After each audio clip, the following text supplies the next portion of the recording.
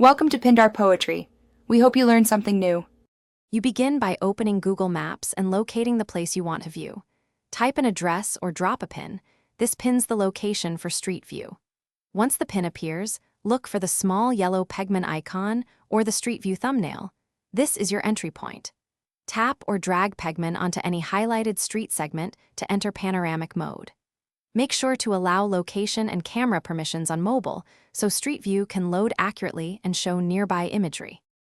Now you'll move through the scene and inspect details. You can click the directional arrows or flick and drag to pan the 360-degree view. This moves you forward or backward along the road. Once done, use pinch to zoom or the on-screen zoom controls to read signs or examine facades. Make sure to click blue hotspots on the ground to jump around corners or cross streets. If you need context, switch back to the map. If not, enter full screen for an immersive look. To finish, capture or share what you found. Use the share button to copy a link or embed code and save locations to your lists for later. If imagery looks wrong or is out of date, tap Report a Problem to send feedback. This helps Google update visuals. If Street View won't load, make sure your app is updated and you have a stable connection.